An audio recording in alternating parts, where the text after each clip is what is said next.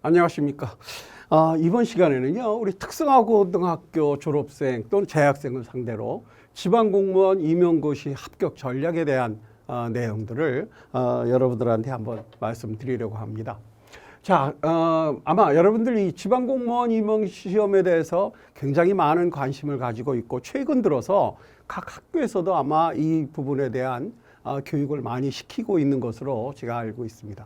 그래서 이걸 어떻게 하면 우리가 쉽게 또는 쉽게라기보다 어떻게 준비를 해야 임용 시험을 보는데 쉽게 우리가 대응할 수 있겠는가. 그래서 우선 포괄적으로 제가 말씀을 드리면 세 단계로 나눠서 여러분들이 공부를 하셔야 됩니다.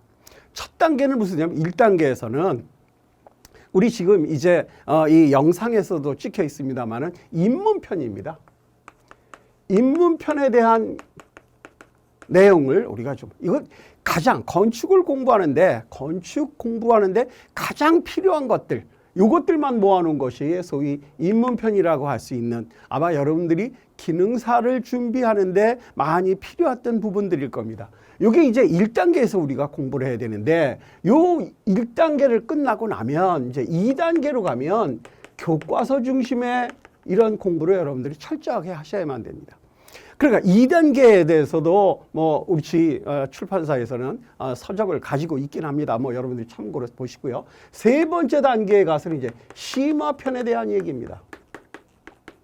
즉 1단계는 입문편을 공부를 하고 2단계에 와서 우리 교과서 중심의 공부를 여러분들이 철저하게 하셔야 된다는 거죠. 또 심화편이라고 하는 건 이제 3단계로 넘어오는데, 조금 고등학교 수준보다 조금 높은 우리 산업기사 정도 수준이라고 할까요? 그런 정도 수준의 공부를 여러분들이 또 하셔야만 됩니다. 그래서 1단계에 대한 우리 입문편과 3단계에 대한 심화편에 대한 내용들을 지금 우리가 영상으로다가 여러분들한테 꾸며놨습니다. 그래서 입문편, 그 다음에 교과서에 대한 거, 그 다음에 심화편에 대한 내용들을 여러분들이 공부하시는데, 어떻게 공부를 하시면 효과적으로 또 여러분들 시험에 대비하시는데 조금이라도 도움이 되겠는가, 또는 그 시험을 완벽하게 준비할 수 있겠는가 하는 것에 대한 설명을 좀 드리려고 합니다. 그래서 합격 전략을 어떻게 세울 것이냐 하는 겁니다. 자, 한번 보죠.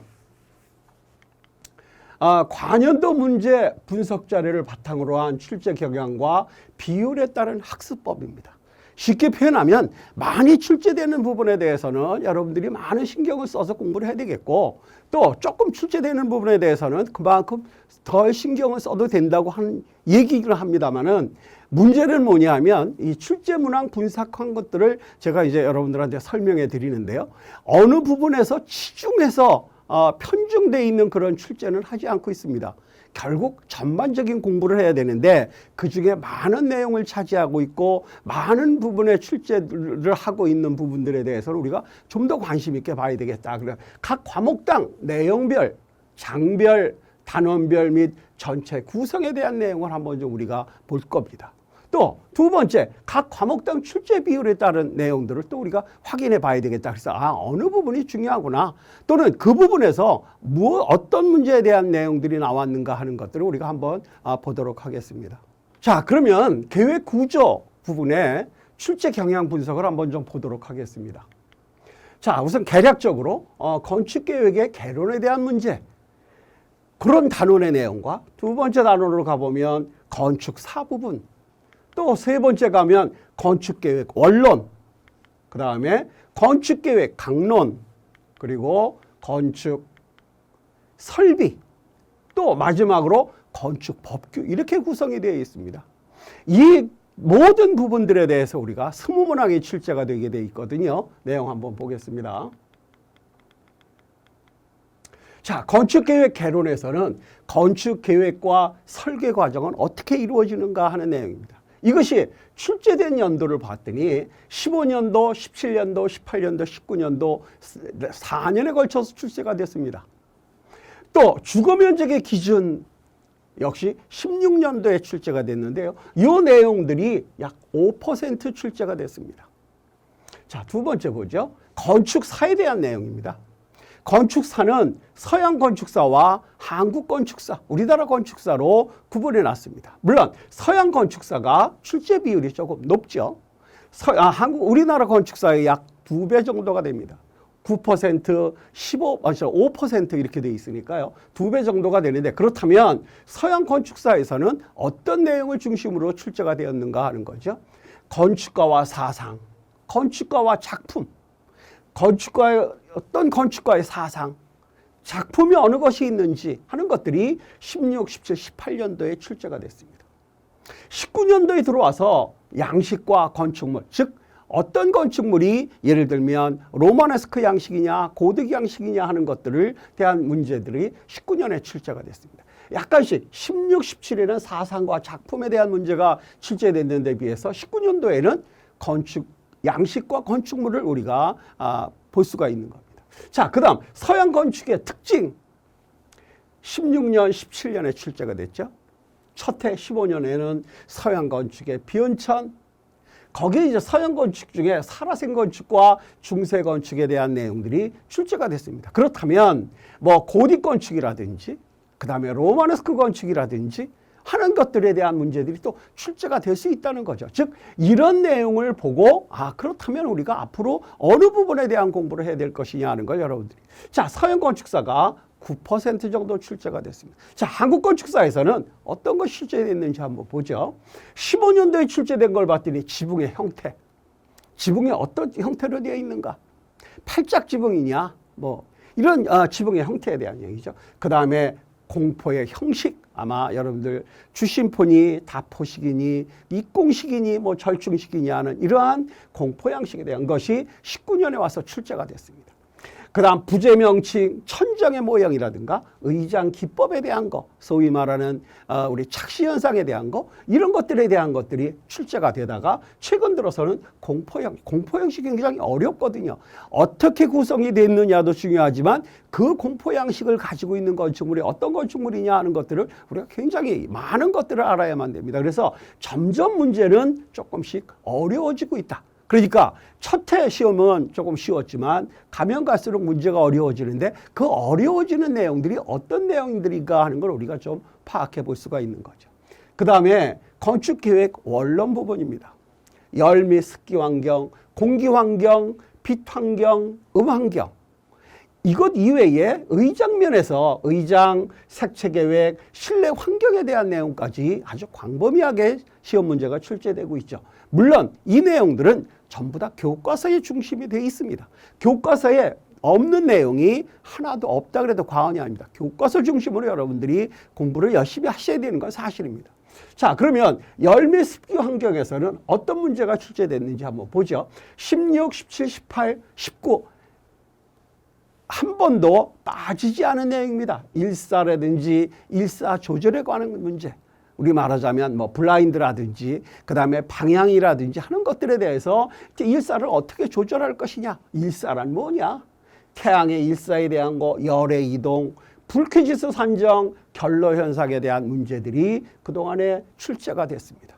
자, 그러면 15년도는 결로, 16년도에 불쾌지수, 17년도에 태양의 일사, 18년도 열의 이동 그랬다가 19년도 와가지고 일사 조절에 대한 것.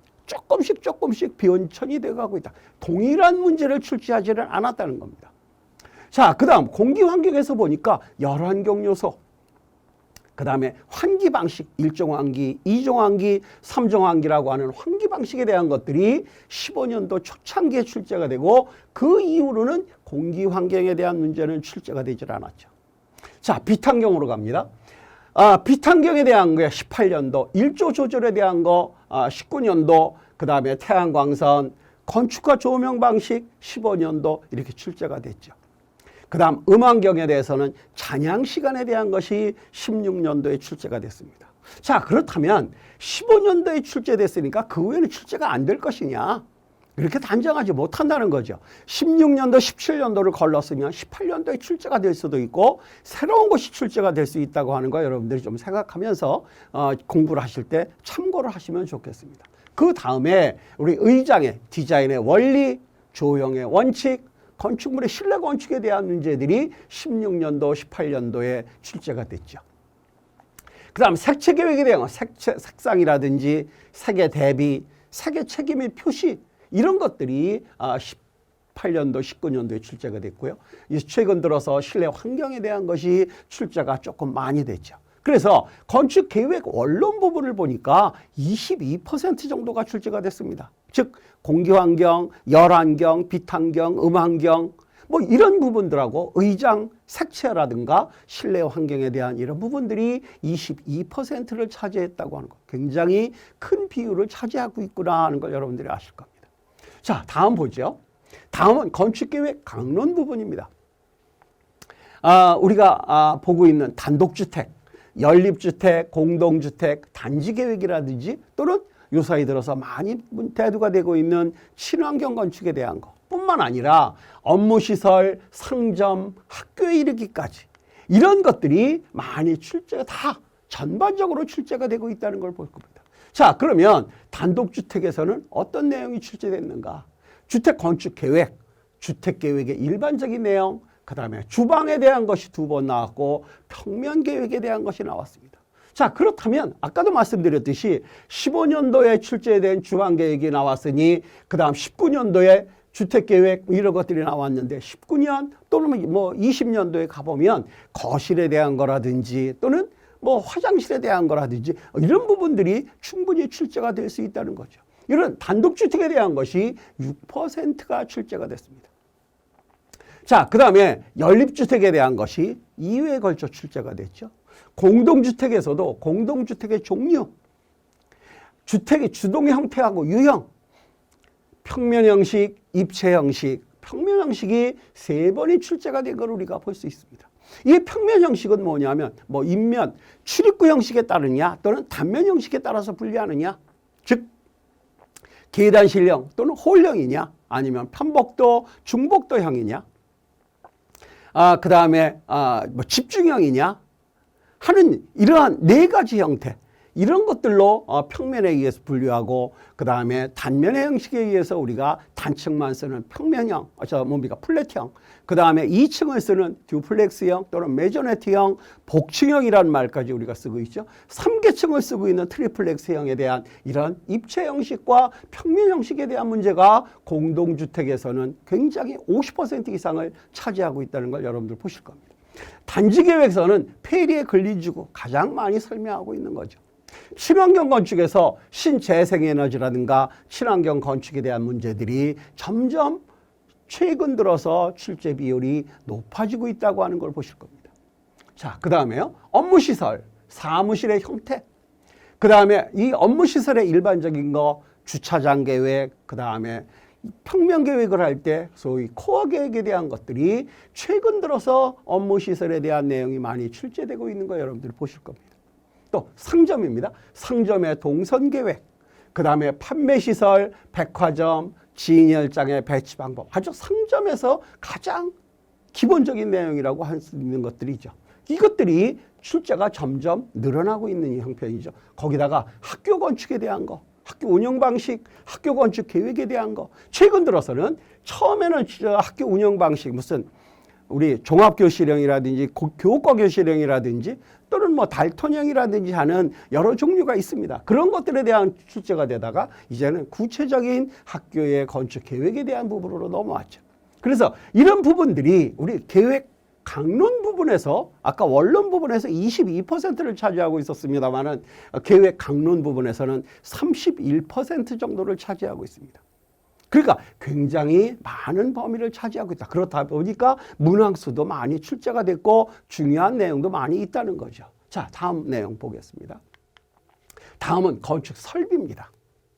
건축 설비에서 설비 용어, 그 다음에 공기조화 방식, 난방 설비 방식, 온수 난방, 복사 난방 또는 급수 방식 또는 배수 설비, 즉 말하자면 급수 방식에 대한 시험 문제가 출제됐다가 거기에 세부적인 내용인 수격작용 같은 경우, 배수 설비에 대한 문제, 트랩과 통기관에 대한 얘기 점점 세분화돼서 중요한 부분으로 자꾸 파고 들어가고 있다는 거죠. 난방 설비도 온수 난방, 복사 난방이 출제됐으니 앞으로 있는 소위 말하는 전기 난방 같은 거, 이런 것들도 우리가 충분히 시험 문제에 출제가 될 거라고 예측을 할 수가 있죠. 그래서 그런 부분들을 빼놓죠. 그렇다고 우리가 온수난방이나 복사난방은 한번 출제됐으니 더는 출제되지 않을 것이다. 아닙니다.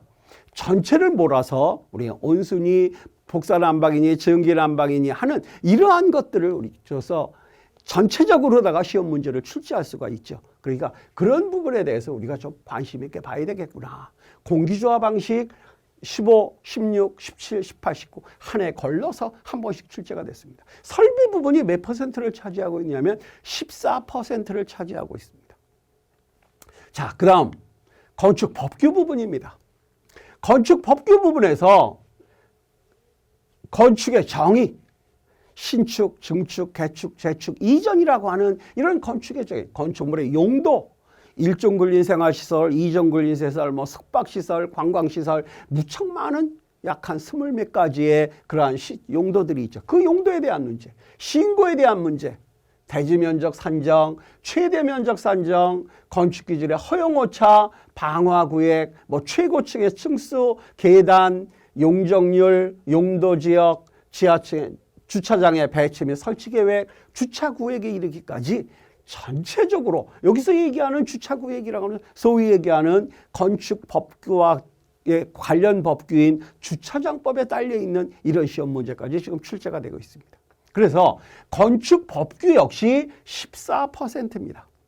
기억하시겠지만 원론 부분이 22%, 그 다음에 우리 강론 부분이 31%, 그 다음에 설비 부분이 14%, 법규 부분이 14%입니다. 이런 과목들이 전부가 다 우리 교과서에 다 들어가 있죠. 그 내용들을 중심으로 하고 있는데 점점 시험 문제는 조금씩 깊이 들어가고 있습니다. 교과서 내용을 조금씩 벗어나고 있다는, 최근까지는 거의 교과서 내용이었습니다만 교과서 내용을 점점 왜 그러냐면 출제 연도를 우리가 거듭하다 보니까 시험 문제를 교과서에 있는 내용만 가지고는 시험 문제 출제가 좀 힘들다는 거예요. 조금씩 다른 내용들이 가미되고 있다고 하는 것을 우리가 볼 수가 있습니다. 그래서 이런 공부를 여러분들이 하실 때 어느 부분에 출제가 많이 됐고 그 부분에는 어떤 내용이 출제됐나, 그러면 그것과 유사한, 그것과 동등한 그런 부류의 내용은 무엇이 있는지 그 내용들을 중심으로 여러분들이 수업을 잘, 또는 이 부분에 대한 내용을 공부를 잘 하셔야만 될 겁니다. 자, 그럼 우리 건축구조 출제 경향 분석을 좀 보도록 하겠습니다.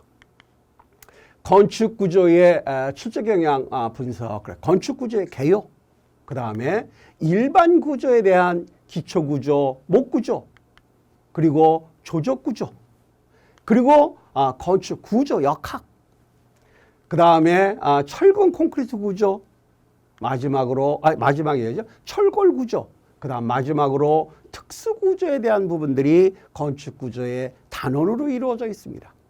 그런데 이 단원으로 이루어져 있는데 쉽게 표현한다고 하면 우리가 한 과목이라고 생각해도, 이 단원을 과목으로 생각해도 뭐 틀림이 없습니다. 자, 그렇다면 어떤 문제들이 출제됐는지 한번 내용을 보죠. 건축 구조의 개요에서는 건축 구조의 기본 조건, 건축 구조가 가져야 될 기본 조건, 구성 방식과 형상에 의한 분류, 즉 건축 구조물을 구분하게 되는데 구성 방식과 형상에 따라서 우리가 분류를 해보자. 그렇게 분류했을 때 하는 것들이 15년, 16년, 19년에 약 4% 정도가 출제가 됐습니다. 구조 개요 부분도 17년, 18년을 빼고는 계속 출제가 되고 있죠.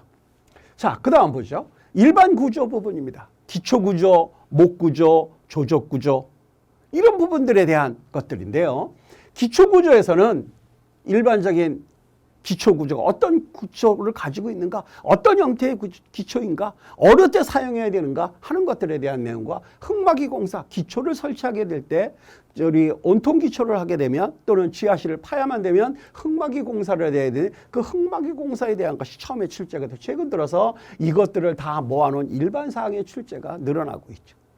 목구조에서는 목구조에 지금 우리 구조라고는 하고 있습니다만 이 구조 부분에는 재료 부분도 약간 포함이 되어 있습니다.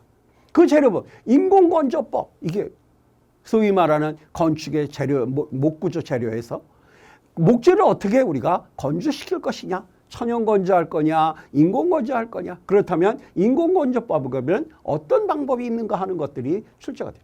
최근 들어서 18년, 19년에는 목재의 접합에 대한 거, 17년에 접합 마찬가지, 사용 부재, 기둥에 대한 거, 동바리 마루 구조나 그다음에 가세와 망대공지봉틀의 맞춤 이런 부분까지 지금 전반적으로 출제가 되고 있죠. 이 목 구조가 약 9% 정도를 차지하고 있습니다. 자, 그다음 조적 구조 보죠. 부동치마, 벽돌 쌓기법, 벽돌 쌓기법 중에 장식 쌓기, 공간 쌓기 이렇게 쌓았을 때 시공상에 결함이 생겼다든지 균열을 어떻게 하면 막을 거냐든지 벽돌의 각부 구조, 블록 구조, 보강 블록 구조 전체적으로 15년부터 19년까지 빠짐없이 시험 문제가 출제되고 있다고 합니다. 이것이 약 10% 정도 차지하고 있습니다. 즉 일반 구조 부분에 차지하고 있는 비율이 약 22% 정도 됩니다.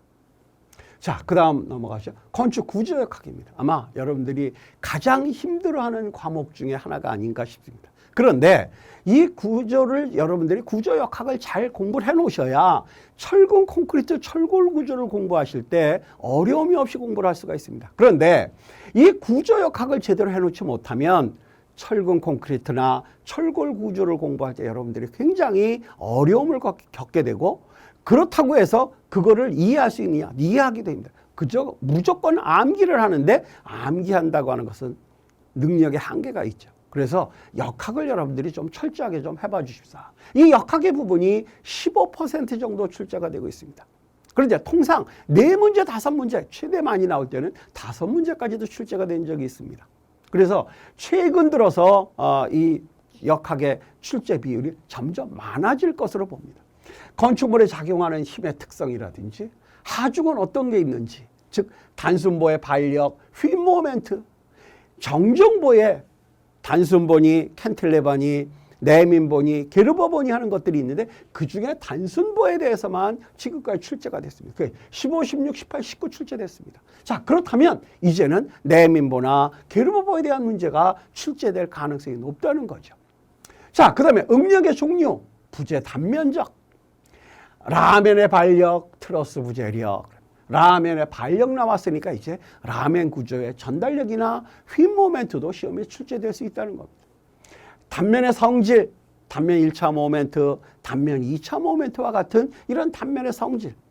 변형된 길이, 부재가 외력을 받았을 때 변형을 일으키게 되는데 그 변형되는 것들이 어떤 변형을 하게 되는가. 단면 2차 모멘트 값의 비교, 부정정보까지.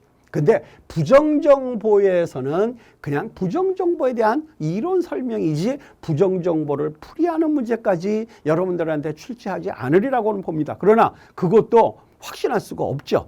출제하면 뭐 방법이 없습니다. 그래서 그런 문제들까지 이 부정정보 같은 경우는 뭐 여러분들이 그냥 반력을 구하는 거라든지 휠 모멘트 구하는 값에 대해서 그냥 암기하는 이런 정도의 내용은 여러분들이 아셔야 될 겁니다. 구조역학이 약 15% 정도 출제가 됐습니다. 점점 늘어나는 추세라고 하는 거 여러분들이 좀 관심 있게 봐두셔야 됩니다. 자, 그 다음에 철근 콘크리트 구조 보죠. 구조 성립 요인, 시멘트의 종류. 자, 시멘트의 종류는 결국 철근 콘크리트를 이루기 위해서 철근 콘크리트를 만드는데 필요한 시멘트가 결국 우리 건축 재료 부분에 있습니다. 구조 재료라든가 철근, 구부림이라든가 이음이라든가 정착, 철근에 대해서 아마 많이 나온. 여기 뭐 전단 보강근, 나선 철근, 수평 철근, 이거 전부 다 철근에 대한 거죠. 즉 바닥, 벽, 보에 대한 내용들이 대체적으로 시험 문제에 출제되고 있습니다. 바닥판의 종류, 그 다음에 슬래브 구조 형식, 플랫 슬래브는 어떤 구조인가? 콘크리트 벽체, 피복 두께, 프리캐스트 콘크리트라든지 혼화 재료, 우리 건축 재료에 나오는 것들이죠. 혼화 재료 이런 것까지 해서 이게 약 27% 정도 차지하고 있습니다. 철근 콘크리트 27%, 그 다음에 구조역학 약 15%. 비율이 굉장히 크다고 하는 거 여러분들이 이해하실 수 있고요. 여기에 나온 문제들, 이런 부류들에 대한 그 수준에 맞는 문제들이 계속 출제가 될 것이고 가면 갈수록 문제는 조금씩 어려워지지 않으면 안 된다는 거죠. 자, 그 다음 철골 구조 부분 보겠습니다. 자, 철근 콘크리트 27%에 비해서 철골 구조 역시 22%입니다. 우리 모든 부분에 일반 구조 부분이나 구조 역학 부분이나 철근 콘크리트 철골 구조에 거의 변함없는 그러한 출제를 하고 있는 거죠. 철골 구조의 일반사항, 철골 구조의 장단점, 강제의 종류, 응력 변형률 곡선, 철골의 접합이라든가 그중에 용접의 결함 또는 용접의 검사, 철골보, 그 다음에 철골의 주곽부, 철골 부재의 명칭, 트러스에 이르기까지 철골 구조에 있는 내용들이 아주 전반적으로 출제가 되고 있죠. 이런 문제들이 어떤 의미에서는 조금 쉽게 출제가 되고 있는 겁니다. 이제 조금 더 세분에 들어가면 여러분들 굉장히 어려운 문제들로 출제가 된다는 거죠. 심지어 철골보 같은 경우는 3번의 출제가 됐죠. 물론 뭐 철골 구조의 일반 사항 역시 18년도에 2번 출제가 2문제가 나왔습니다. 그래서 이 일반 사항에 대한 문제도 3문제가 출제됐죠. 그래서 여러분들이 이제 철골 구조의 장단점 16년도에 출제가 됐습니다. 그 이후에 아직까지 출제 안 됐습니다. 그러니까 20년도에 또 출제될 가능성이 있다고 하는 것들을 우리가 한번 이 문항 분석을 통해서 잘 보셔야만 되겠다는 거예요. 자, 그 다음에 특수구조에 대한 얘기입니다. 특수구조가 약 10% 정도 출제가 됐죠. 구조 시스템, 경량 형광, 그 다음에 아체, 추력, 벽식 구조, 돔 구조, 막 구조, 입체형 구조, 케이블 구조. 자, 돔 구조나 막 구조나 이런 부분들, 케이블 구조 이런 부분들에 대해서는 초창기에 출제가 됐고 그 후에 경량 형광이라든가 아치라든가 케이블 구조, 입체형 구조 이런 부분들로 이제 점점 넓혀가고 있다고 하는 걸 우리가 이 내용에서 볼 수가 있죠. 그래서 이런 내용들을 여러분들이 잘 검토하시고 그 다음에 공부를 하실 때 어느 부분이 중요하구나. 그렇다면 바닥판의 종류라든가 뭐 이런 철근 콘크리트 철골 구조의 공부를 할 때 여기서는 어떤 내용으로 아치 추력에 대한 얘기가 나왔으니 또 아치에 대한 내용도 우리가 좀 관심 있게 봐야 되겠구나 하는 걸 여러분들 아실 겁니다. 그래서 그런 부분들을 여러분들이 좀 참고로 또 공부하실 때 물론 어느 부분에 편중하면 안 되겠습니다만은 당연히 출제가 많이 된 부분은 분량이 많은 것이고 출제가 조금 된 부분은 분량이 적을 것입니다. 그렇지만 그 부분에 대해서 얼마만큼 우리가 미리 깨닫고 공부하느냐 하는 것이 합격을 좌우한다 그래도 과언이 아니겠죠. 자, 우리가 앞에서 관연도 출제 문제가 어느 부분이 출제 경향이 어떻게 됐는지 출제 유형은 어떻게 됐는지 하는 것들에 대한 내용을 자 문제 유형들을 보면 출제 유형이 박스형 말하자면 전체적인 설명을 하고 그 다음에 그 용어나 그 의미를 우리가 찾아내는 정의를 찾아내는 이런 박스형의 문제 선택형의 문제는 1, 2, 3, 4, 5의 문제를 보기를 주고 그중에 올바른 거를 찾는 경우 또는 여러 가지 내용을 묶어놓고 그중에 올바른 것만 찾은 것들을 우리가 선택형이라고 그러죠. 주로 선택형의 시험 문제들이 많이 출제가 되고는 있습니다. 그런데 이제는 선택형 심지어 괄호넣기 우리 소위 말하면 빈칸을 채우는 거 이런 문제까지 문제 변형이 자꾸 일어나고 있습니다. 그래서 여러분들이 내용을 공부하실 때 이 문제의 정의는 박스형으로 나올 수도 있겠구나. 그 정의에 대한 것 중에 중요한 내용이 뭔지 하는 것들을 우리가 자꾸 체크를 하시면서 봐야 되겠다. 그래서 이런 박스형의 문제나 선택형의 문제나 또는 뭐 연결하는 문제도 있고 괄호넣기 즉 빈칸을 채우는 문제도 있고 많은 종류의 문제들을 만들어낼 수 있을 겁니다. 그러나 최근까지는 주로 선택형의 문제들이 출제되고 있었습니다. 그러나 앞으로는 그런 문제들의 유형이 바뀌어 나가지 않겠느냐. 그래서 이런 것에 대비하는 공부를 여러분들이 좀 해야 되겠다. 책의 내용을 읽고 안다고 하더라도 그거를 세분해서 볼 수 있는 거기에 중요한 내용이 뭔가 하는 것들을 우리가 찝어볼 수 있어야 되겠다. 자, 두 번째는 용어 정리에 대한 겁니다. 아마 여러분들 잘 아시겠습니다만은 우리가 공부를 한다고 하는 것은 거의 90% 이상이 용어에 대한 공부를 하고 있습니다. 여러분들이 이 TV에 드라마를 볼 때 가끔 의학에 관한 드라마를 보시는 경우 있을 겁니다. 그때 소위 얘기하는 우리가 일반적으로 코마라고 하는 의미를 잘 모르니까 밑에 코마 그러면 이게 어떤 상태를 의미한다고 자막으로 다 넣어주고 있죠. 내용을 모르기 때문에, 즉 용어의 의미를 모르기 때문에 그 내용을 모릅니다. 마찬가지로 용어 정리에 대한 학습은 철저하게 하셔야만 됩니다. 그래서 이것이 우리가 이것의 90%는 어디서 하고 있느냐 하면 소위 얘기하는 입문편 공부에서 우리가 이런 내용들을 할 수가 있는 겁니다. 이 입문편에서 용어 정리에 대한 문제를 90% 이상 우리가 확인하고 갈 수가 있다. 그렇다면 이제 교과서 중심의 2단계로 넘어갔을 때 공부는 이 용어에 대한 내용을 알고 있어야 그냥 계속 넘어가지, 그렇지 않으면 다시 용어 공부를 또 해야만 됩니다. 그러니까 앞에서 공부를 제대로 안 해놓으면 결국 뒤로 가서 공부 제대로 못한다는 거죠. 그래서 교과서에 대한 공부를 하게 되려면 이 교과서에 대한 내용을 이해하기 위해서는 입문편에 대한 내용들을 여러분들이 철저하게 공부를 하셔야만 될 겁니다. 물론 우리 교과서에서도 용어를 조금씩 설명하고 있습니다만은 아주 그 설명이 좀 부족하죠. 왜? 교과서라고 하는 것은 용어 정의집이 아닙니다. 그래서 그런 용어에 대한 것을 알기 위한 입문편 공부를 우리가 철저하게 해야 되겠다. 자, 세 번째 가서 과목당 문제를 푸는 후에 거꾸로 생각하기. 이런 의미 뭐냐면 우리가 이렇게 위에서 문제를 읽고 그 다음에 보기를 읽고 정답을 찾아내는 공부는 많이들 했습니다. 지금까지 아마 공부하신 거에 99% 이상은 이런 방식의 공부를 해오셨을 겁니다. 그런데 이제 시험 문제는 그동안에는 이런 식의 풀이 방법으로다가 시험 문제를 풀이할 수 있었습니다만은 이제는 거꾸로 가는 시험 문제를 가지고 우리가 시험 문제 출제를 하기도 합니다. 즉 무슨 얘기냐? 결과를 가지고 왜 그렇게 됐는지 하는 걸 알아보게 됩니다. 이러이런 이유 때문에 결과가 어떻게 됐다고 하는 것을 그동안에는 시험 문제 출제했는데 이제는 결과를 주고 그렇다면 왜 이런 결과가 왔는가 원인을 찾아내는 문제들을 많이 출제하고 있죠. 쉽게 표현한다 그러면 우리 역학에서 반력을 구하는데 그동안에는 무조건 반력을 구하라 그랬습니다.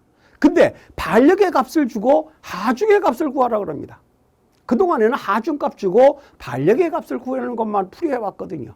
그러니까 이 문제를 풀이할 때 위에서 밑으로 내려오는 풀이 방법도 중요합니다만 이걸 다시 한번 거꾸로 생각해보는 이런 관계.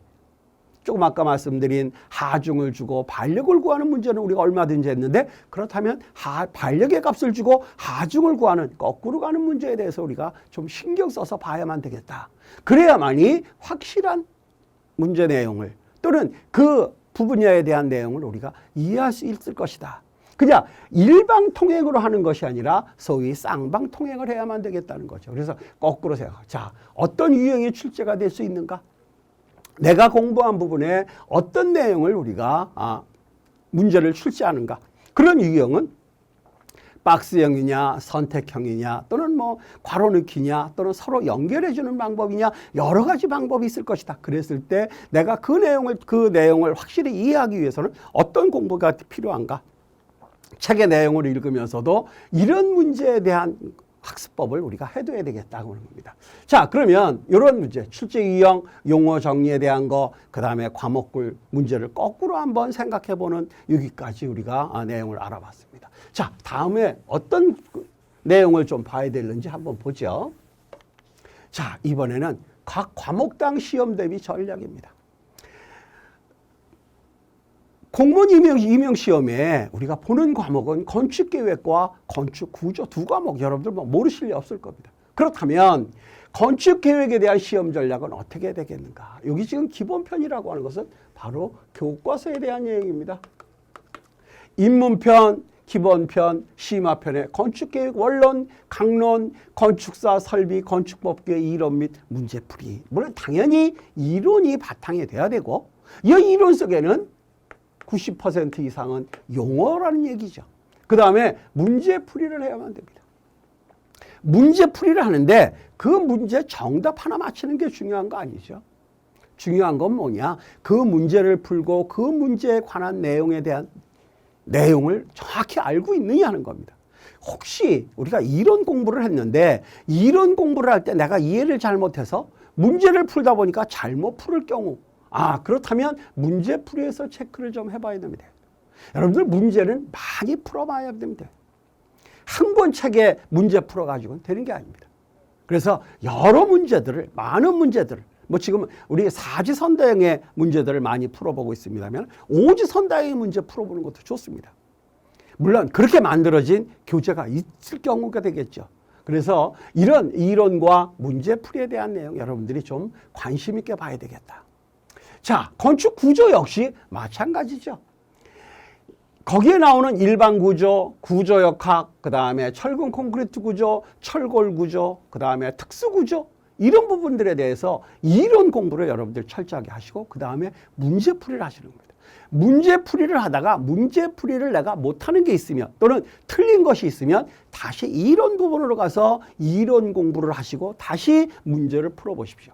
그러면 아마 이해가 빠를 겁니다. 근데 거기서 정답만 체크하고 가시면 아무 의미가 없습니다. 우리가 문제를 풀어본다고 하는 거, 이 문제풀이 한다고 하는 것은 내가 이런 부분을 잘 모르고 있는 부분이 어느 부분인지를 찾아낼 수 있는 기회를 주는 겁니다. 그래서 많은 문제를 여러분들이 풀어보셔야만 되겠다. 그래서 각 과목의 시험 대비 전략은 결국 이런 부분 공부를 하고 그 다음에 문제풀이를 해서 문제풀이 부분에서 틀린 부분이 있다면 다시 이론 부분으로 넘어가서 이론 부분에 대한 공부를 하고 문제를 다시 보시면 아마 여러분들이 이해가 빠르실 겁니다. 그러니까 이거에 몇 개 문제만 풀어가지고는 안 된다는 거, 많은 문제를 좀 풀어보시는 기회를 가졌으면 좋겠습니다.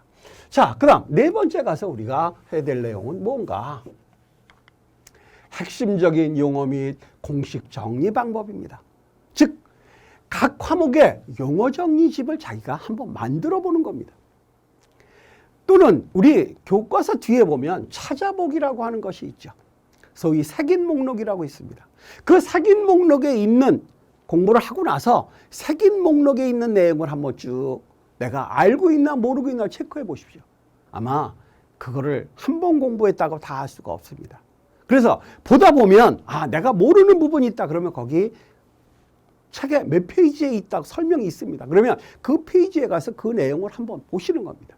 그래서 색인 목록을 쭉 한 번씩 보면서 즉 뭐 색인 목록이라든지 또는 뭐 찾아보기라든지 이런 부분에 대한 내용들을 계속해서 훑어보시는 겁니다. 그런데 이게 한 번 보고 또는 두 번 봤다고 내가 시험 볼 때까지 잊어버리지 아닙니다. 처음에 볼 때는 많은 시간이 걸려서 공부를 했습니다만은 시간이 두 번, 세 번 반복하면 그 다음에는 빨라집니다. 그러니까 어느 때 가면 어느 시기에는 책 한 권을 하루에 쭉 훑어볼 수가 있을 겁니다. 그런 과정을 계속 거쳐주면 여러분들 머릿속에 계속 남아있을 수가 있다는 거죠. 자, 그 다음 마무리 학습법에 대한 설명입니다. 박스형의 문제 정답 확인해보자. 즉 박스형의 문제, 선택형의 오답을 정리해보자. 이 박스형의 문제 정답을 확인해 본다고 하는 것은 박스형의 정의를 내려놨는데 그 정의를 읽어보고 그 다음에 정답을 찾아내는 공부를 했습니다. 그런데 나머지 다른 보기 3개나 또는 오지선다 같으면 4개 내용이 있겠죠. 그 내용을 한번 확인해 보자. 그 내용을 완벽하게 다 암기를 할 수가 없습니다만 그래서 왜 그 보기라고 하는 것은 앞으로 시험 문제에 출제될 수가 있다고 하는 겁니다. 그래서 그 내용을 좀 확인해 보자. 또 선택형의 오답을 정리해 보자. 선택형의 문제 중에 틀린 이유가 뭔가 또는 맞은 걸 찾으라 그랬으면 틀린 내용이 어떤 내용인가 하는 거를 우리가 좀 기록을 해보자.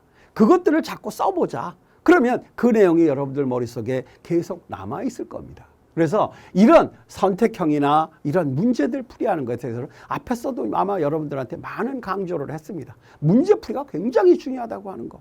아마 여러분들 이 시험을 보기 위해서 공부하는 시간에 80~90%는 거의가 다 문제풀이에다가 시간을 보내고 있는 걸 볼 겁니다. 물론 이론 중요하죠. 근데 이론을 내용을 잘 이해할 수 있으면 좋은데 우리가 이해를 잘 못하는 경우들이 많습니다. 그러면 그 문제에서 이론 부분의 어려운 부분들을 문제로 출제해 놨기 때문에 그런 부분들을 확인해 보셔야 되겠다는 거죠. 자, 그 다음 6번째 한번 내용 보겠습니다. 자, 이제는 시험 일정에 맞춰서 학습 전략을 짜보자. 우리가 1단계 수업, 2단계, 3단계 이렇게 우리가 단계를 나눠서 공부를 하시라 그랬습니다. 그렇다면 1단계는 언제 해야 되겠는가? 2단계는 언제 하고 3단계는 언제 해야 되겠는가? 가장 좋은 방법이라면 1단계는 1학년 때, 2단계는 2학년 때, 3단계는 3학년 때 공부하시는 것이 너무 좋습니다. 그러나 여러분들이 3년이라는 시간을 가지고 공부를 하시는 학생도 있겠습니다만은 그렇지 못한 경우들이 많죠. 그렇다면 자기가 가지고 있는 시간을 3단계로 나누는데 이 3단계로 나눌 때 똑같이 1대 1대 1의 비율로다가 나눠서는 안 되겠죠. 그래서 기본 단계는 1에 해당한다고 한다면 2단계에서는 2로 해당될 것이고 3단계로 가면 3이라는 시간이 필요할 겁니다. 왜? 갈수록 어렵기 때문입니다. 그러니까 자기가 가지고 있는 시간을 약 6등분을 해서 1등분에는 소위 얘기하는 입문편의 공부를 2, 3단 기간에는 우리 교과서를 중심으로 그 다음에 4, 5, 6은 심화편에 대한 공부를 여러분들이 하시면 좋을 겁니다. 물론 심화편이나 교과서 부분을 공부할 때 우리가 1단계 공부했던 것을 그냥 무시하고 가는 아닙니다. 계속해서 반복 공부를 여러분들이 하셔야 될 겁니다. 그래서 합격을 위해서 우리가 100점을 맞아야만 되겠다. 왜냐? 최근 들어서 아마 여러분들이 알고 있겠습니다만은 커트라인이 굉장히 높아지고 있는 거 아마 여러분들 알 겁니다. 심지어 가산점까지 합쳐서 만점자가 뭐 2~3명 나오는 그런 분야도 있다고 합니다. 그러니 100점에 대비하지 않으면 안 될 것이다. 커트라인이 우리 건축 분야만 하더라도 올 같은 경우 86.33 나왔습니다. 그러면 과목당 3개 틀리면 떨어질 가능성이 있다는 거죠. 그래서 100점을 대비한 우리 공부를 해야 되겠다. 완벽한 공부를 해야 되겠다. 두 번째는 각 과목의 목표 점수를 좀 달성해 보자. 물론 전체적으로 다 100점을 받으면 좋겠습니다만은 자기 나름대로의 어려운 부분이 있고 힘든 부분이 있을 겁니다. 그러면 완벽하게 해야 될 부분, 그 다음에 조금 부족하지만 최대한 노력해야 될 부분 해서 각 과목별로 몇 점을 받을 것이냐. 물리, 그 다음에 뭐 건축계획, 건축구조. 아마 제가 생각할 때 건축계획과 건축구조에서 건축계획은 거의 다 맞아야 되지 않겠는가. 구조에서 1~2개 정도 틀리고 물리에서 한 2~3개 정도. 왜? 많이 틀리기 때문입니다. 그래서 그런 부분에 대해서 물론 내가 물리 자신이 있다. 그러면 뭐 상관없겠죠. 그래서 이런 과목별 목표 점수를 좀 달성, 자기 나름대로 계획을 짜보자. 세 번째는 전체적인 내용에서 세부 내용을 습득하라 그랬습니다. 자, 대단원 있고 중단원 있고 소단원 있고 뭐 세세 제목이 있습니다. 자, 그러면 여기서 가장 중요한 부분은 대단원의 명칭입니다. 우리가 대단원의 명칭을 무시해버리고 세세 제목에 대한 걸 아무리 공부를 한다고 하더라도 이 세세 제목이 어느 부분에 들어가는지를 모르면 그 관계를 알 수가 없습니다. 그래서 공부하실 때는 대단원, 그 다음에 중단원, 소단원에 대한 내용들을 내가 지금 어떤 부분에 대한 공부를 하고 있는지 하는 것들을 우리가 좀 봐야 되겠다. 그리고 나서 세부적인 내용을 공부해야 되겠다는 겁니다. 이게 앞에서도 문항 분석에서도 봤습니다만은 소위 얘기하는 복도식이라든지 중복도식이라든지 편복도식. 그러면 이렇게 중복도식, 편복도식은 어디서 나누고 있느냐? 아파트에서 나누고 있습니다. 아파트에서 나누는데 어떤 식으로 나눌 때? 출입구 형식에 의해서 나눌 때가 아닙니다. 바로 대제목, 소제목, 중제목, 대제목으로다가 우리가 관계를 알아야 나중에 연결을 할 수가 있습니다. 그래서 절대 세세 제목만 내용을 알아가지고는 의미 없다. 그러니 이런 관계를 잘 알아, 즉 전체적인 내용에서 세부적인 내용을 습득해 놓으면 나중에 전부 연결이 될 겁니다. 그 다음에 네 번째 봅니다. 시험 일정에 맞춘 과목에 선택을 해라. 법규, 쉽게 표현하면 법규 같은 경우는 우리 개정되는 부분들이 많이 있습니다. 그렇다면 법규 공부는 최대한 시험 일정 가까이 해야 되겠죠. 그 다음에 이해해야 될 부분, 우리 건축 과목으로 얘기하면 철근 콘크리트 구조라든지 또는 건축 구조역학 같은 경우 이해를 하려니까 많은 시간이 필요할 겁니다. 그러니까 그 부분은 빨리 준비를 해둬야 되겠다. 그 빨리 준비를 해서 그 부분을 이해하고 나면 뒷부분은 쉬워지니 뒷부분 쉬워지는 거에 대해서는 뭐 걱정할 게 없는 거죠. 그러니까 앞에서 시험 일정에 맞춰서 과목을 좀 선택해라. 그렇다고 편중시키지 말아라. 가능하면 전 과목을 균등하게 계획을 좀 세워줘라. 여섯 번째 보면 반복 학습을 통한 암기와 이해입니다. 뭐니 해도 우리가 한두 번 봐서 알 수 있는 그런 사람들도 있긴 합니다. 그러나 일반적으로 볼 때는 한두 번 봐서는 모릅니다. 우리 아마 저는 강의를 할 때 그런 얘기를 합니다만은 10번만 읽어보라고 합니다. 질문에 앞서서 10번만 읽어보면 질문이 없다는 겁니다. 10번을 읽으면 완벽하게 이해가 된다는 겁니다. 그래서 교과서나 그 다음에 뭐 문제집이나 다른 이런 부분들을 공부할 때 10번만 읽어봐라. 근데 10번 읽어보라면 처음에는 기절하죠.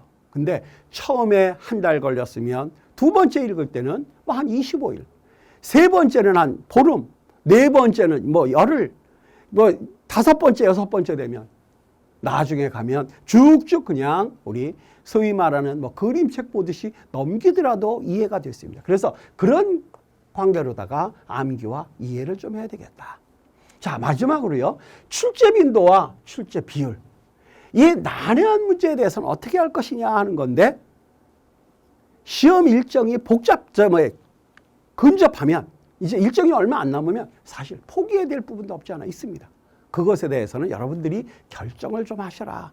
근데 가능하면 이런 난해하고 그 다음에 이 어려운 부분들, 이해하기 힘든 부분들 좀 앞쪽에서 미리미리 그 부분을 공부해 주면 좋겠다. 나중에 끝에 가면 해봐야 소용이 없다는 거죠.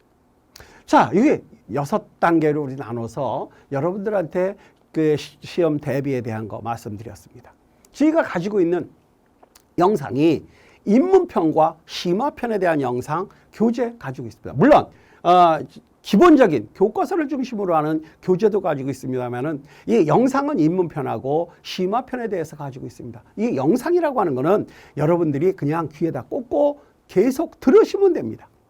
물론 구조역학 같은 경우는 들어서도 안 되죠. 문제를 풀어봐야 되기 때문에요. 그래서 영상 부분은 여러분들이 계속해서 반복해서 들어주시면 충분히 여러분들이 암기를 할 수 있고 이해를 할 수가 있을 겁니다. 그래서 너무 책상에만 앉아서 공부하려고 그러지 말고 요 사이는 뭐 거의 이 움직일 때 이동하면서도 전부 다 이어폰을 꽂고 있죠. 그 이어폰을 이용해서 여러분들이 얼마든지 반복 학습할 수 있습니다. 그래서 그런 기본적인 내용인 소위 입문편의 공부를 끝내고 그 다음에 교과서 중심의 공부를 끝낸 다음에 나중에 이제 심화편으로 조금 어려운 부분으로 들어오는 거죠. 그 어려운 부분이라고 하는 것이 구조 부분에서는 조금 어렵습니다만 계획 부분에서도 별 차이 없습니다.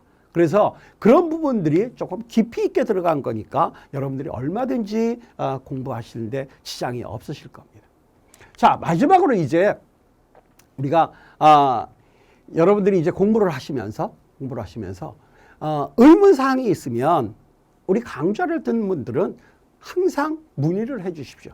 문의해 주시면 성심성의껏 여러분들한테 답변을 해드릴 거고요. 이런 것에 대비하기 위해서 저희도 많은 준비를 하고 있습니다. 그래서 여러분들한테 좋은 결과 있기를 바라면서 이번 시간 여기서 마치도록 하겠습니다. 여러분들 수고하셨습니다. 고맙습니다.